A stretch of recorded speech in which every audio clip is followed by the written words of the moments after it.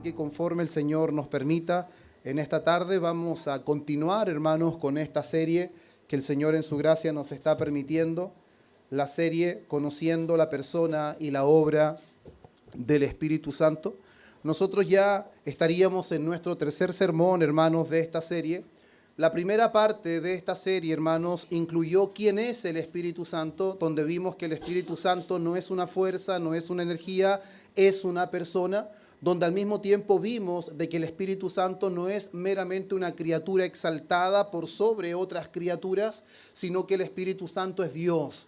El Espíritu Santo tiene los atributos de Dios, el Espíritu Santo hace las obras de Dios. Cuando se le miente a Dios, se le está mintiendo al Espíritu Santo. Cuando se le miente al Espíritu Santo, se le está mintiendo a Dios, que es lo que vimos en nuestro texto base en el libro de los Hechos. Por eso ya tenemos en nuestra mente que no estamos hablando simplemente de un poder, sino estamos hablando de una persona. No estamos hablando de un ángel, de una criatura exaltada, estamos hablando de Dios mismo, que es el que ha obrado en nuestro corazón, el que hace efectiva la obra de Cristo en nuestra vida. Y es por eso que hoy vamos a comenzar, hermanos, a ver ya no la persona o quién es el Espíritu Santo, sino la obra del Espíritu Santo. Y eso es lo que había mencionado en el último sermón, que hoy día comenzaríamos viendo la regeneración. Sin embargo, amados hermanos, mediante la semana que Dios me permite estudiar, la regeneración sí la vamos a ver, pero va a ser nuestro próximo sermón, porque antes que veamos la regeneración, es importante que veamos cómo el Espíritu Santo obraba en el Antiguo Testamento, cómo el Espíritu Santo ha venido obrando en todo el plan de redención y podamos ver cómo la regeneración del nuevo pacto tiene una promesa anunciada en el antiguo pacto. Cómo el antiguo pacto no fue una administración del pacto de gracia, sino el antiguo pacto es un pacto donde el pacto de gracia es prometido. Se puede ver a través de tipos, a través de sombras, pero no es la vivencia del nuevo pacto en Jesucristo. Por eso, hermanos, les voy a pedir que abran sus Biblias en Ezequiel, capítulo 36, del versículo 25 hasta el versículo 27. Una vez que lo encuentren, pueden ponerse en pie. Ezequiel, capítulo 36.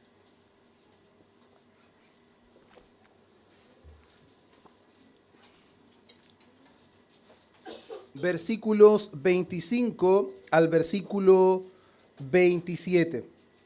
El título, hermanos, de este sermón es El Espíritu Santo en el Antiguo Testamento, promesa de vida futura. Lo reitero, el Espíritu Santo en el Antiguo Testamento, promesa de vida futura. Nuestro texto, Ezequiel capítulo 36, versículos 25 al versículo 27, y dice así la palabra del Señor. Esparciré sobre vosotros agua limpia, y seréis limpiados de todas vuestras inmundicias, y de todos vuestros ídolos os limpiaré. Os daré corazón nuevo, y pondré espíritu nuevo dentro de vosotros, y quitaré de vuestra carne el corazón de piedra, y os daré un corazón de carne, y pondré dentro de vosotros mi espíritu, y haré que andéis en mis estatutos, y guardéis mis preceptos, y los pongáis por obra. Amén. Pueden tomar su asiento, hermanos.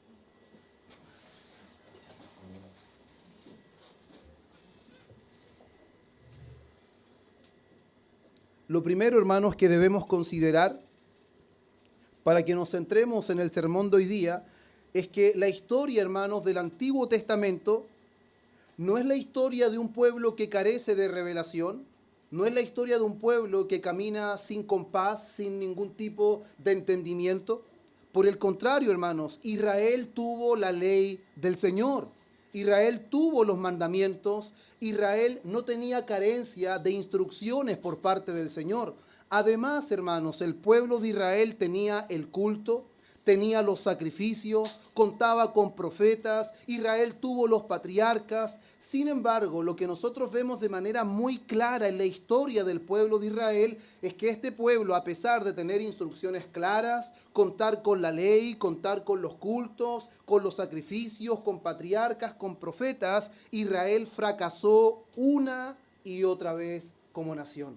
Eso es lo que nosotros vemos en el Antiguo Testamento. Por lo tanto, eso nos deja ver algo a primera vista, hermanos, que el problema de Israel no era externo. El problema de Israel no estaba directamente en las cosas que estaban fuera de ellos como nación, sino que el problema es interno.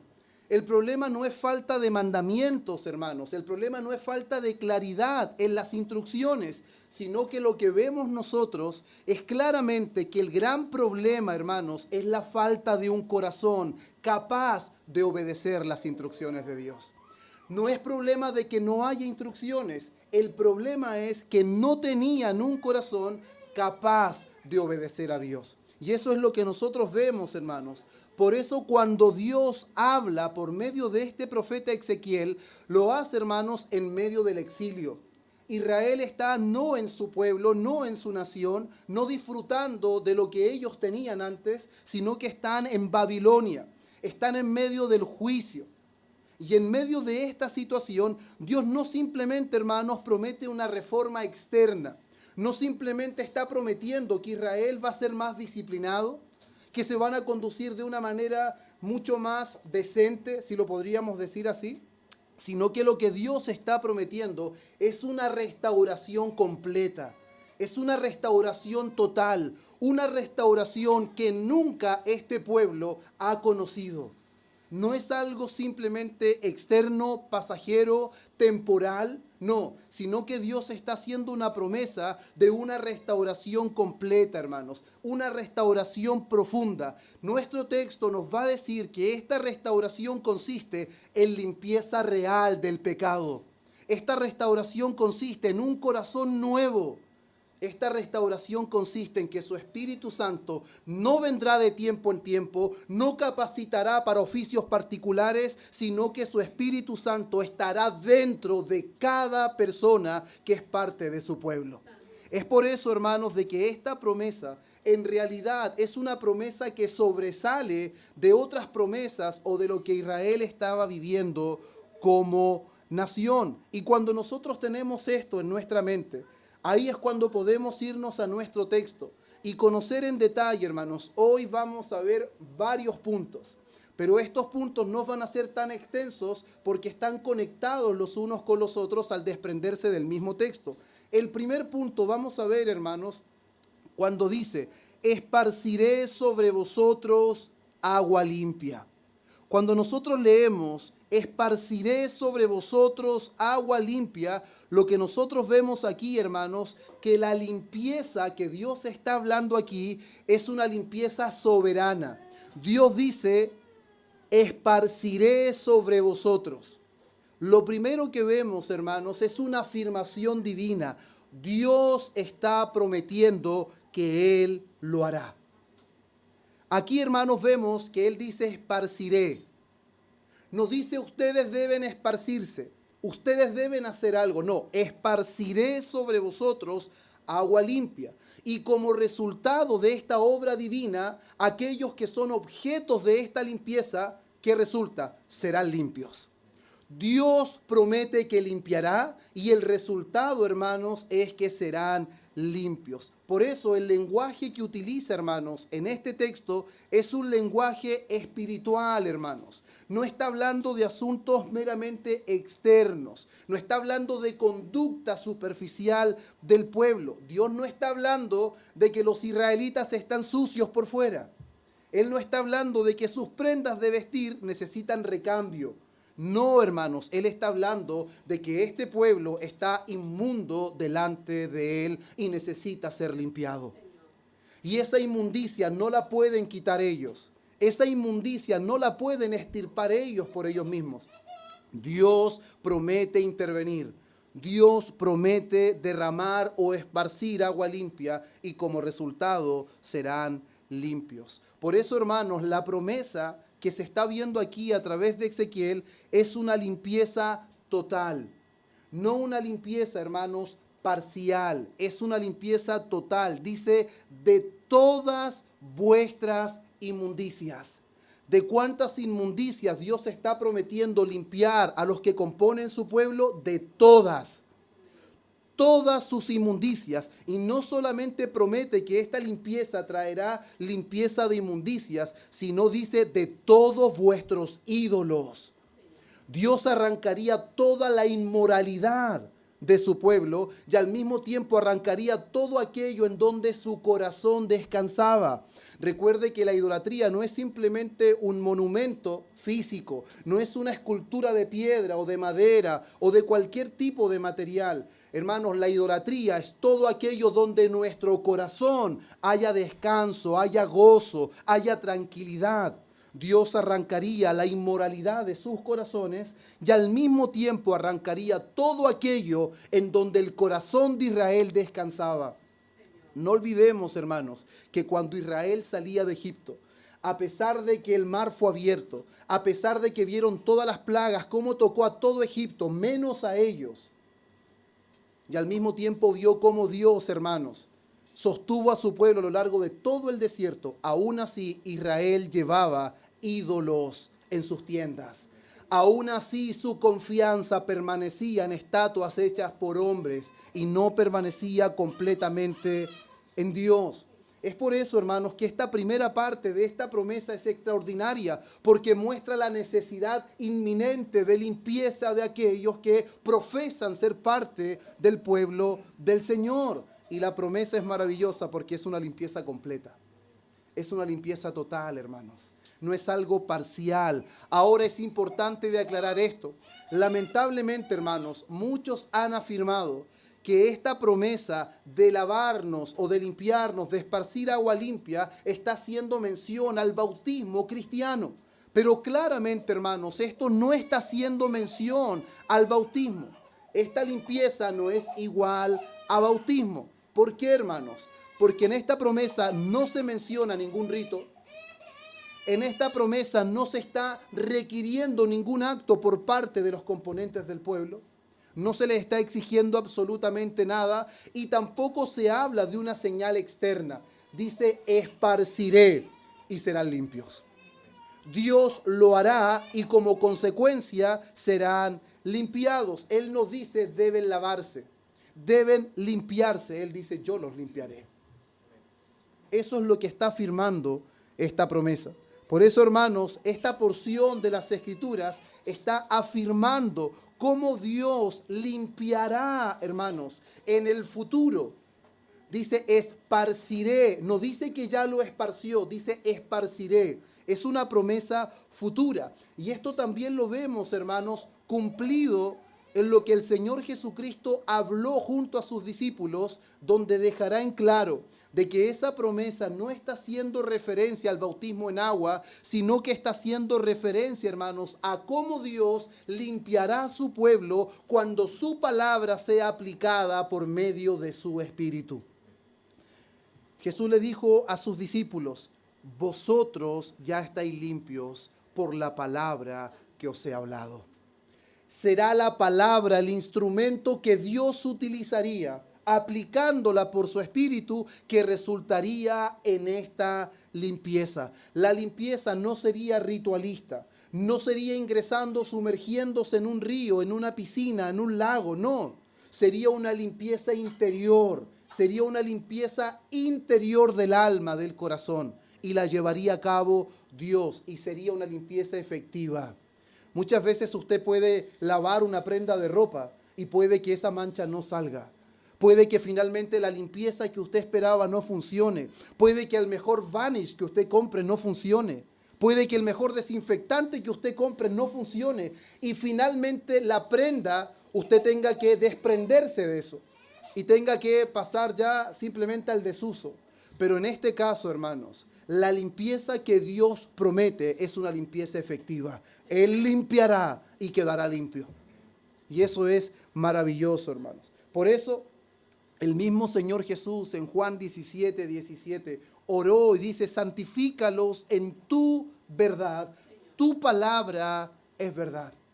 Por eso, terminando, hermanos, este punto, la promesa prometida por Ezequiel no es con agua material, física, no es H2O, hermanos, no, sino que es una limpieza interna, es una purificación del pecador por obra soberana de nuestro Dios.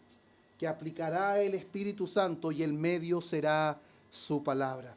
Por eso, hermanos, aquí podemos ver de que Dios no comienza esta promesa exigiendo obediencia. Dios no comienza esta promesa exigiendo obediencia, sino comienza limpiando al pecador. Así comienza esta promesa, hermanos, que es una promesa futura. Y luego de eso, pasamos de esta promesa de esparcir agua limpia y serán limpiados al versículo 26 y dice: os daré corazón nuevo y pondré espíritu nuevo dentro de vosotros y quitaré de vuestra carne el corazón de piedra. Y nuestro segundo punto, hermanos, es: os daré corazón nuevo. Una vez más, hermanos, vemos cómo es una palabra afirmativa que viene de parte de Dios. Y vemos en primera instancia, hermanos, el problema fundamental del hombre. El problema fundamental del hombre, hermanos, no es simplemente de conducta, no es simplemente externo, sino el corazón. Y el corazón, según la Biblia, hermanos, es el centro de nuestra mente, de nuestra voluntad y de nuestros afectos. Cuando la Biblia habla de corazón, hermanos, no está hablando del corazón de carne, que late y bombea sangre a todo nuestro organismo, no. Está hablando, hermanos, del centro de nuestra mente, donde se originan nuestros pensamientos, donde se aloja nuestra voluntad y donde se engendran nuestros afectos, hermanos. Y el problema fundamental del hombre es ahí. Por eso esta promesa está apuntando al verdadero problema, hermanos. No está dando solamente antídotos superficiales, no son calmantes. Es una promesa que traerá verdaderamente la solución al problema de los hombres. Y cuando nosotros vemos este texto, hermanos, vemos que la palabra dice un corazón de piedra. Y un corazón de piedra, hermanos, describe una condición de verdad deplorable, porque describe una condición de dureza, de insensibilidad, hermanos, y al mismo tiempo de incapacidad de responder a Dios. Cuando nosotros nos vemos en este texto y vemos que esa es la realidad del corazón de todos los hombres, eso nos permitirá ver, hermanos, la gloriosa obra de nuestro Dios cuando es llevada a cabo por el poder del Espíritu Santo. Y creo que uno de los grandes errores que cometemos nosotros es que pasamos por alto lo que sucedió en el día de nuestra conversión. Quizás teóricamente lo podemos entender, pero no sabemos y no reconocemos o no aplicamos continuamente nosotros mismos la obra gloriosa que el Señor prometió en los tiempos antiguos, hermanos. Una promesa que se hizo casi 800 u 830 años antes de una misma promesa que Dios había hecho por Moisés, que veremos más adelante. Cómo no es una nueva promesa, sino que es una visión más ampliada y más detallada de lo que Dios haría en el nuevo pacto. Y es algo extraordinario, hermanos. Por eso, un corazón de piedra deja en evidencia la más triste de las realidades: la dureza de la vida del hombre, la insensibilidad y la incapacidad de poder obedecer a Dios, de poder responder a Dios y de poder amar a Dios como Dios demanda. Y como les comentaba, Moisés ya lo había dicho en Deuteronomio capítulo 29, versículo 4. Después de que habían pasado por el desierto, Dios les había hecho descender codornices a media altura para que se alimentaran de carne. Dios les había permitido comer maná que descendía del cielo. Dios los había guardado de todos los malhechores de ese tiempo. Dios había guardado su vestido, su calzado. Pero aún así ellos claudicaban. Y Moisés deja en claro algo. Dice: pero hasta hoy Jehová no os ha dado corazón para entender. Moisés logra entender claramente lo que pasa. Lo que pasa no es que las instrucciones no son claras. Lo que pasa no es que los milagros no son suficientes. Lo que pasa es que el corazón de ellos es un corazón de piedra. Y Dios les ha dado milagros, Dios los ha sustentado externamente, pero Dios no les ha dado corazón para entender. Dios no les ha dado ojos para ver, ni oídos para oír. Por eso ser cristiano, ser una persona que es parte del nuevo pacto, no es simplemente disfrutar de las obras externas de Dios, sino es disfrutar de la obra gloriosa que está siendo prometida a través de Ezequiel. Seréis limpiados con agua limpia, os daré un nuevo corazón Esa es la esencia de la obra del nuevo pacto, hermanos. Israel tenía ley. Israel tenía la revelación, hermanos. Israel tenía privilegios externos, pero carecía de algo que solo Dios puede darle a los hombres: verdadera disposición y capacidad de amar a Dios y guardar sus mandamientos. Podía tener muchos privilegios externos, podía disfrutar inclusive de la bondad de Dios sustentándolos, hermanos.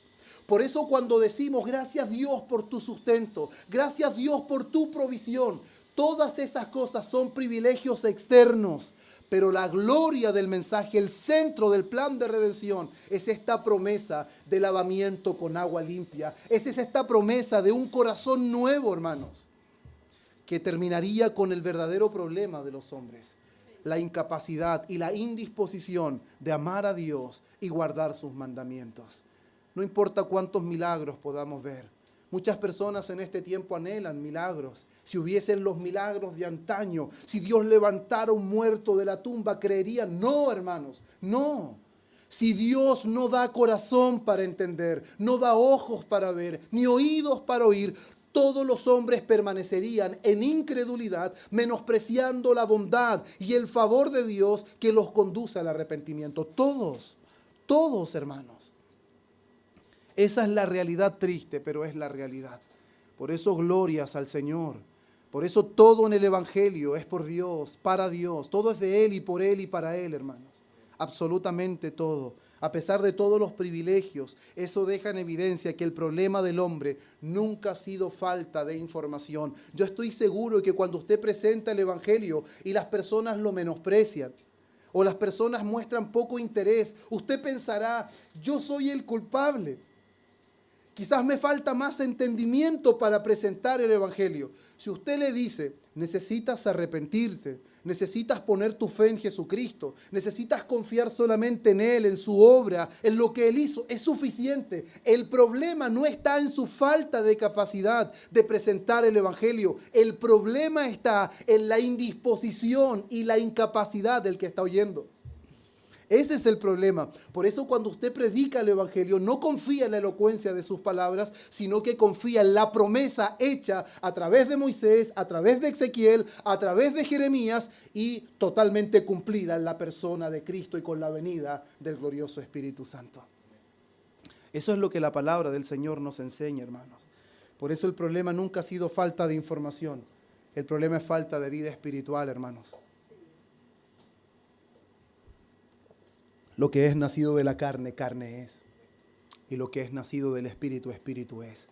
El apóstol Pablo dice que el hombre natural no discierne las cosas que son del Espíritu. Para él son locura. Y han de discernirse espiritualmente. Por eso, hermanos, para ir profundizando este segundo punto, el profeta Jeremías expresa, hermanos, lo que acabo de mencionarles con una imagen que es completamente imposible de olvidar y que es tan enclarecedor en cuanto a esto, en Jeremías 13:23, y dice: ¿mudará el etíope su piel y el leopardo sus manchas? Así también podréis vosotros hacer el bien, estando habituados a hacer mal. ¿Cuál es la respuesta de esto, hermanos? Absolutamente no. El texto no está diciendo: intenten cambiar, esfuércense más, con disciplina, con constancia pueden mejorar. ¿Acaso esos no son los mensajes que escuchamos en este tiempo? Tienes que esforzarte más, tienes que intentar cambiar, tienes que dejar malos hábitos. Con disciplina puedes mejorar, pero el texto dice completamente lo contrario. ¿Qué dice el texto? Así como un etíope no puede cambiar su piel, así como un leopardo no le podemos quitar las manchas, el pecador no puede cambiar su naturaleza. No puede. No puede cambiarla. ¿Por qué no puede cambiarla? Porque no está el poder en él, ni tampoco está el deseo de hacerlo. El pecador no desea ser santo, hermanos. No pensemos nosotros de que las personas anhelan ser santas y no pueden serlo porque Dios no los ha elegido, que es lamentablemente la historia que han querido contar cuando hablan acerca de la teología reformada. Como que si nosotros enseñáramos que los hombres están deseosos de Cristo, están deseosos de obedecer sus mandamientos, deseosos de ser santos, pero Dios no los ha elegido. Hermanos, eso es una mentira horrible. porque ningún hombre tiene deseo de amar a Dios. Ningún hombre desea guardar sus mandamientos. Ningún hombre desea ser santo, a menos que Dios le dé corazón para entender, ojos para ver y oídos para oír. Por eso, hermanos amados, Dios promete no mejorar el corazón. Dios promete un corazón nuevo. Dios no promete ajustes. Dios promete un reemplazo, un cambio, algo completamente diferente. Es un corazón de carne, porque no servían mejoras, no servían ajustes, era necesario un nuevo corazón, pero nadie podía autodárselo. Tenía que ser Dios, hermano. Tenía que ser Dios. Solo Dios podía darnos lo que nosotros necesitábamos para responder correctamente ante su bondad y ante su bendita palabra. Y es por eso, hermanos, que este segundo punto puede pasar a un tercer punto o a un subpunto, hermanos, que es quitaré el corazón de piedra, porque no solo promete daré un nuevo corazón, sino que dice quitaré el corazón de piedra y daré un corazón de carne. Eso deja en evidencia algo, hermanos, que la obra es soberana de Dios. Aquí no hay participación de los hombres. Los hombres no son parte de esta gloriosa obra de transformación y restauración del corazón, del alma, de la voluntad, de los deseos, hermanos. No participan y al mismo tiempo esta obra es irreversible. Es una obra soberana y es una obra irreversible. Nuestro texto, hermanos, está lleno de acciones divinas y de ausencia humana. ¿Qué es lo que dice? Esparciré, limpiaré, os daré, quitaré, pondré. La pregunta, hermanos, ¿en dónde está la cooperación humana aquí?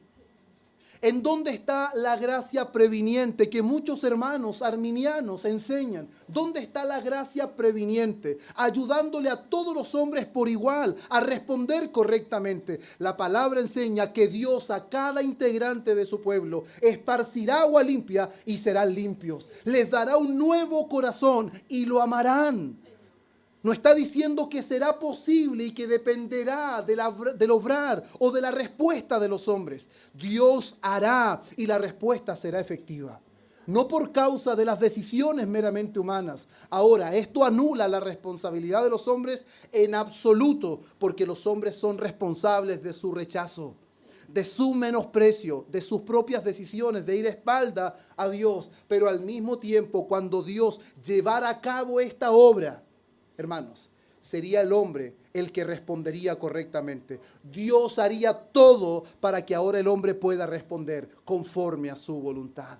Pero la obra es soberana, la obra es irreversible. No hay cooperación humana, no hay condiciones, hermanos, puestas aquí que los hombres deben cumplir, sino que es una obra de principio a fin de Dios. Aquí no hay mérito.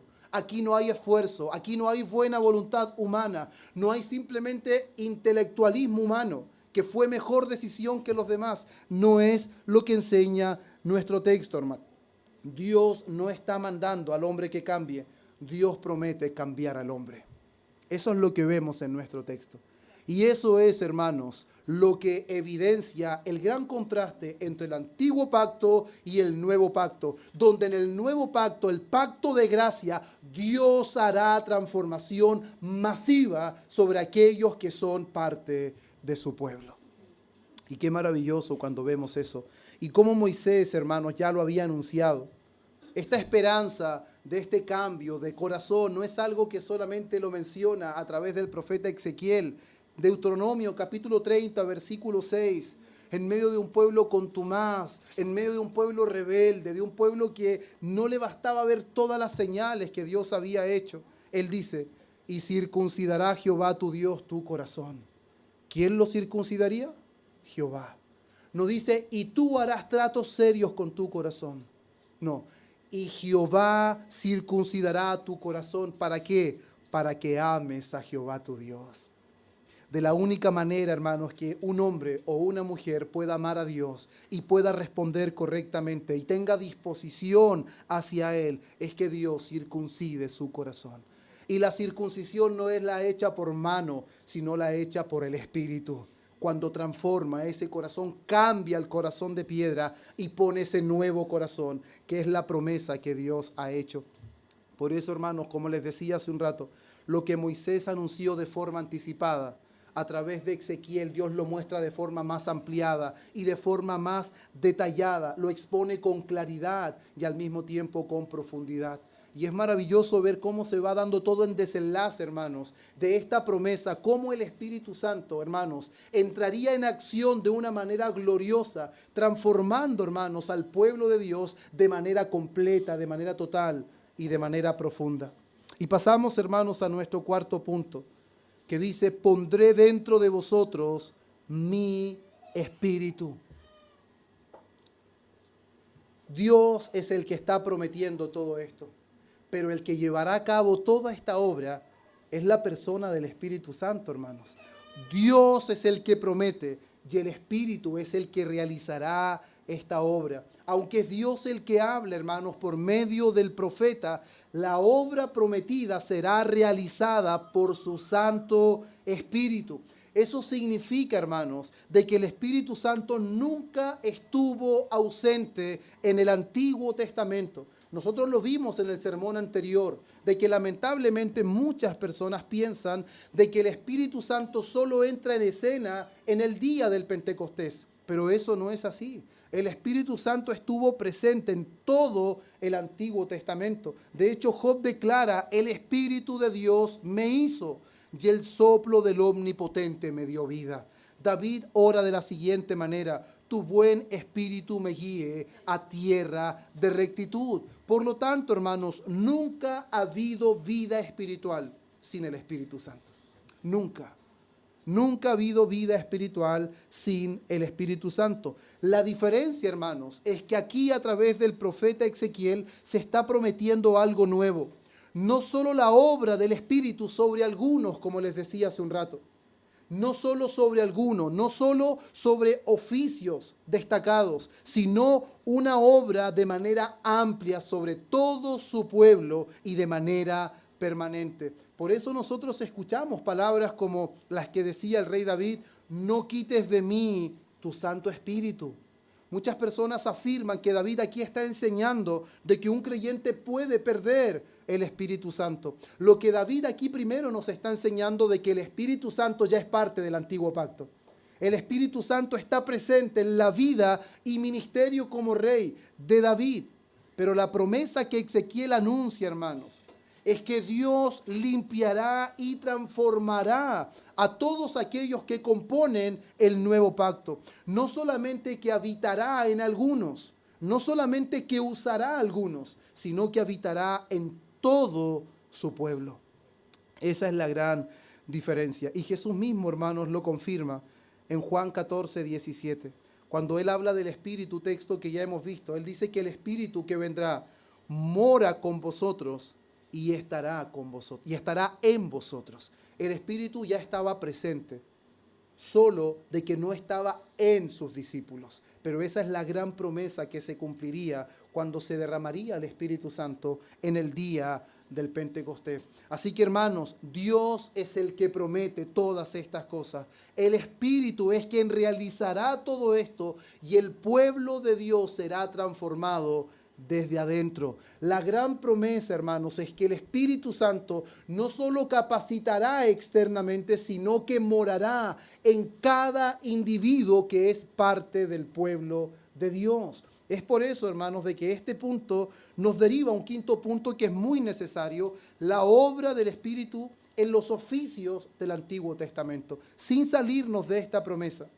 Pero es necesario, hermanos, que veamos que la obra del Espíritu en los oficios del Antiguo Testamento era una obra real, era una obra poderosa, pero es distinta, hermanos, a lo que Dios está prometiendo a través de Ezequiel.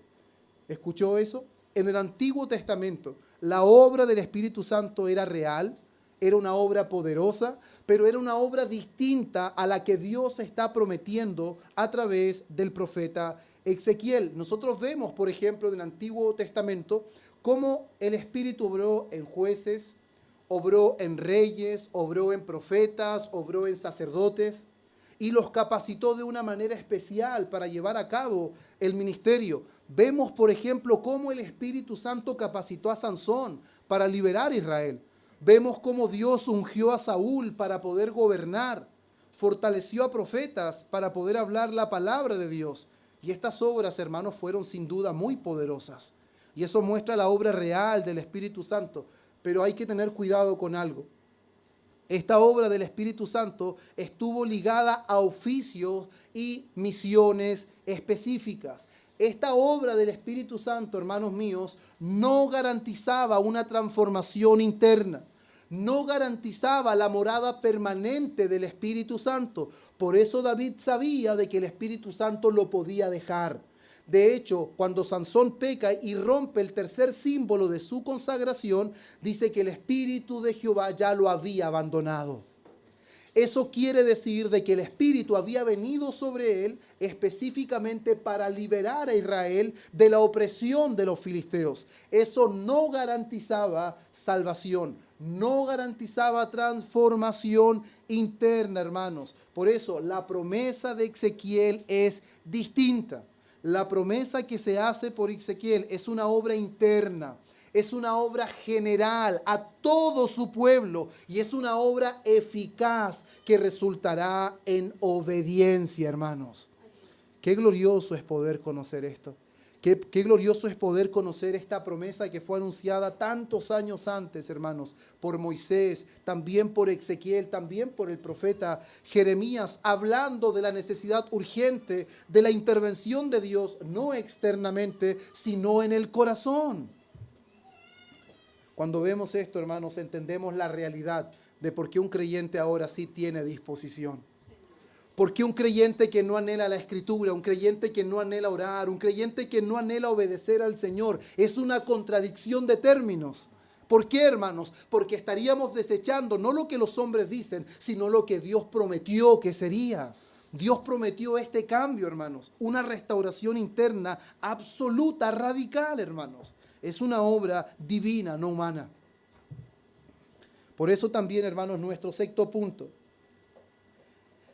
nos lleva a pensar, si el Espíritu Santo se derramaba sobre oficios y misiones específicas y capacitaba a los hombres para labores que Dios había encomendado, entonces, si esto no garantizaba transformación, si no garantizaba salvación, ¿cómo eran salvos los creyentes en el Antiguo Testamento?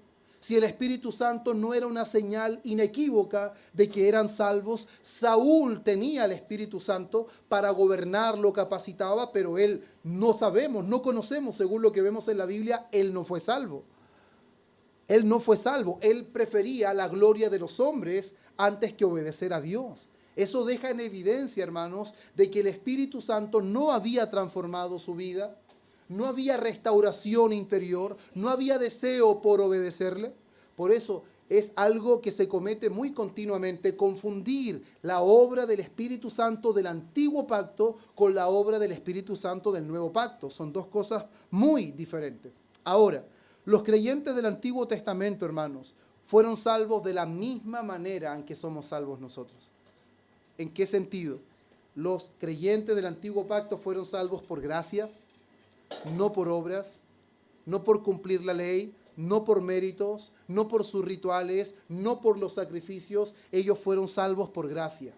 Ellos fueron salvos por medio de la fe. Ellos fueron salvos confiando en las promesas de Dios, confiando en ese sacrificio que Dios ofrecería un día y que era tipificado a través de todo lo que Israel llevaba a cabo, tanto en sus rituales, en sus sacrificios, en sus fiestas solemnes, inclusive en los ayunos que presentaban.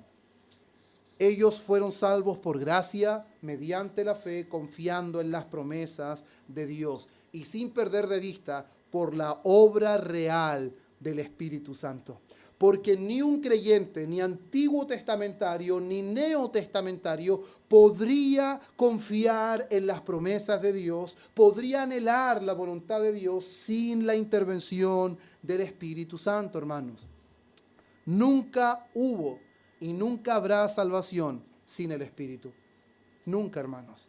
Eso quiere decir que los hombres y mujeres que fueron salvos en el Antiguo Testamento vivieron por fe, murieron por fe y esperaron el cumplimiento pleno de lo prometido. Eso lo vemos en el libro de Hebreos o en la carta a los Hebreos, donde inclusive Sansón está dentro de la lista de los héroes de la fe. Eso da a entender, hermanos, de que la obra en que el Espíritu Santo realizaba en el Antiguo Testamento es distinta, hermanos, al Nuevo Testamento. Pero eso no quiere decir de que el Espíritu Santo no había impartido vida. La diferencia está, hermanos, en que en el nuevo pacto será una obra completa en todo el pueblo. No todo Israel era salvo, no todo Israel disfrutó de la obra del Espíritu Santo cambiando el corazón, solamente algunos.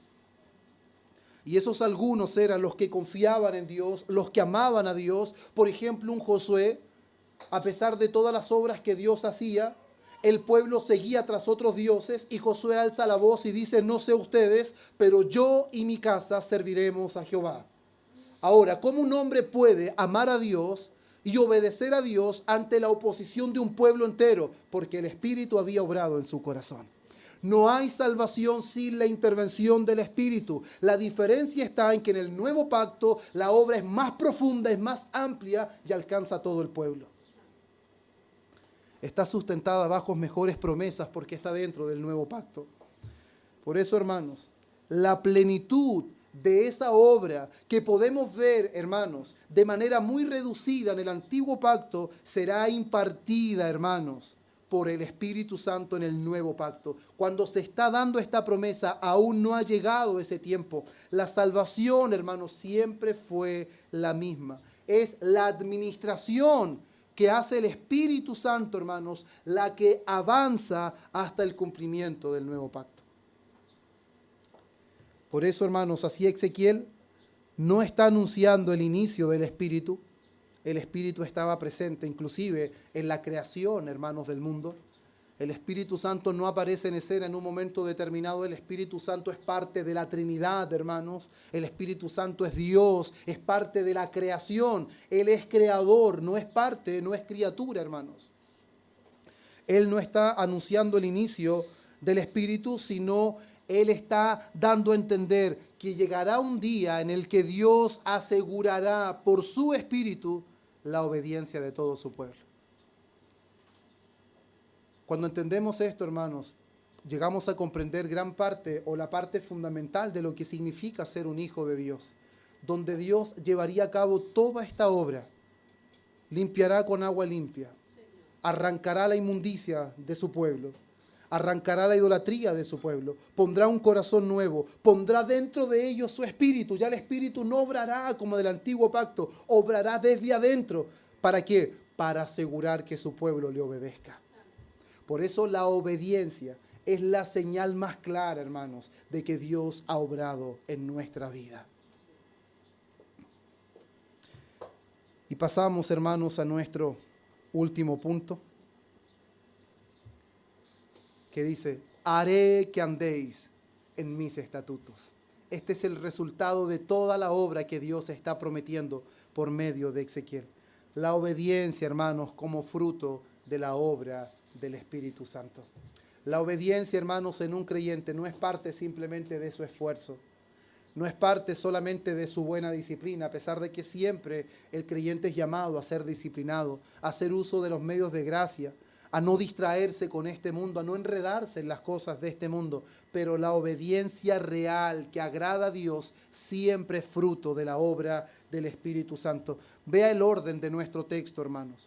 Primero, hay limpieza del pecado. Segundo, hay un corazón nuevo. Tercero, el Espíritu estará dentro y como resultado, obediencia.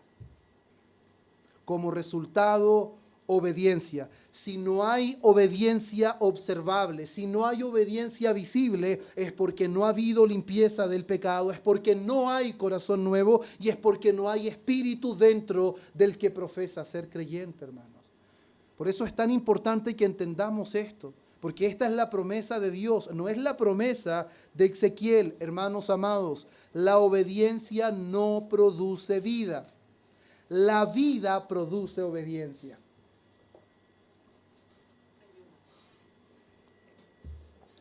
Yo voy a obedecer para tener la vida que Dios promete, no, hermanos. La obediencia no promete vida. No produce vida, la vida produce obediencia.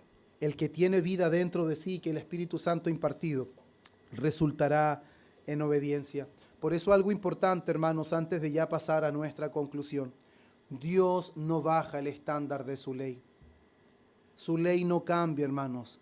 Lo que Él cambia no es la ley, lo que Él cambia es el corazón de los hombres. Por eso nosotros no debemos procurar bajar el estándar de la ley. No debemos procurar esconder la verdad para que los hombres no se ofendan.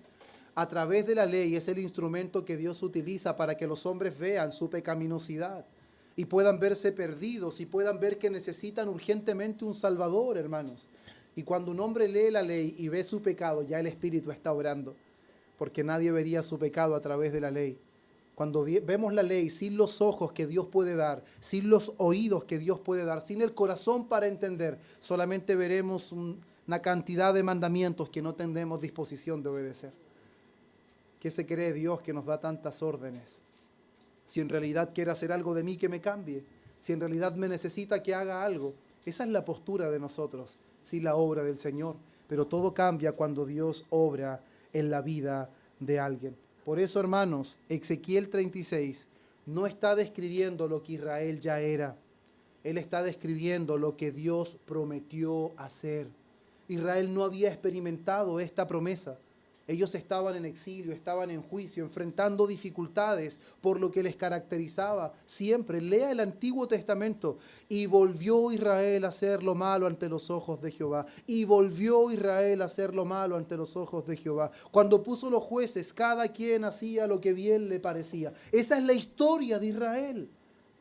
No es que Israel caminó por el desierto y no sabía qué hacer. Falso, hermanos. No es que Israel no tenía claridad de lo que debía hacer. Falso, hermanos.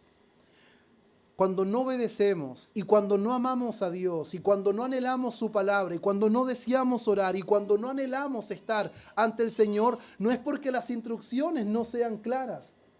Cuando alguien no lo desea, no lo anhela, no es parte de su vida, lo más probable es que no hay corazón nuevo. No ha habido limpieza de pecados. No hay espíritu morando dentro de él.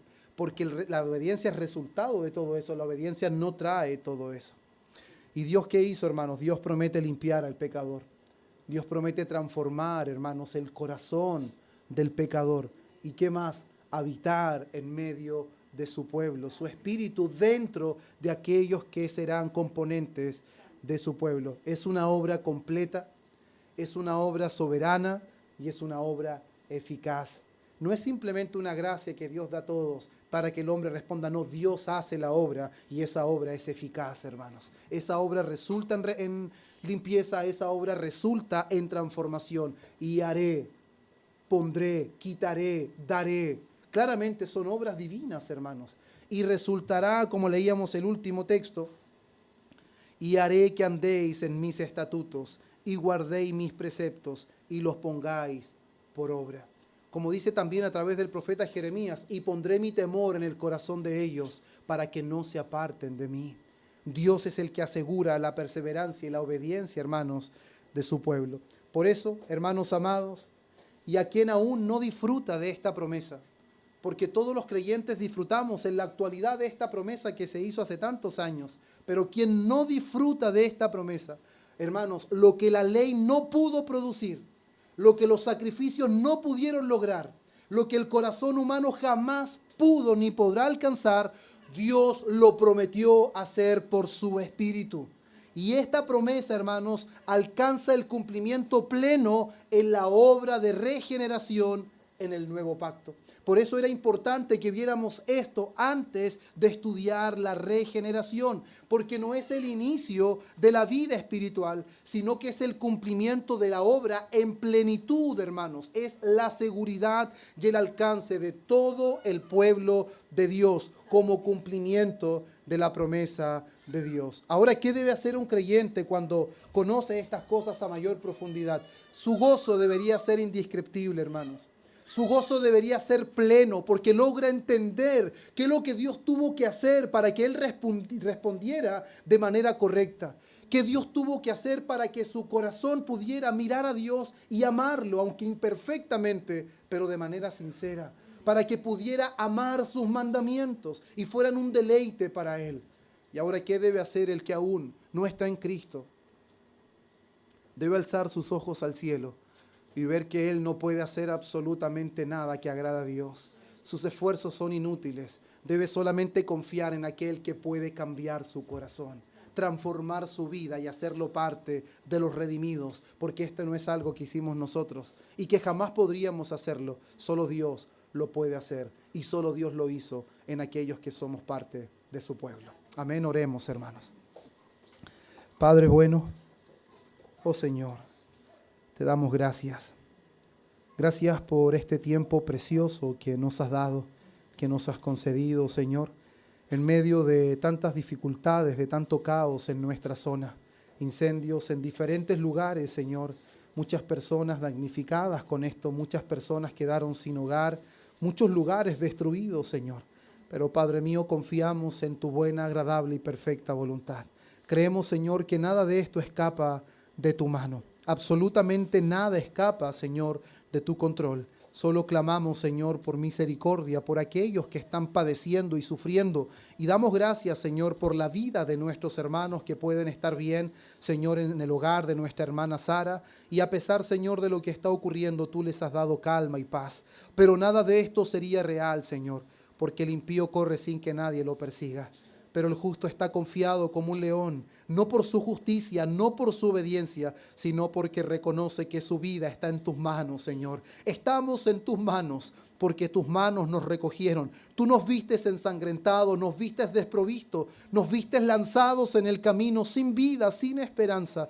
Pero obraste vida en nosotros cuando estábamos muertos, Señor. Nos diste un nuevo corazón. ¡Qué bendita promesa, Dios mío! Y cómo los hombres en la antigüedad no disfrutaron de la plenitud de esto, Señor. Pero nosotros hoy podemos disfrutar de esta gloria, Señor, del Evangelio. Que no fuimos nosotros, sino que tú has sido en nosotros, mediante la gloriosa obra del Espíritu Santo. Qué maravilloso es comprender de que el Espíritu Santo ha obrado desde el comienzo, desde todo el plan de redención.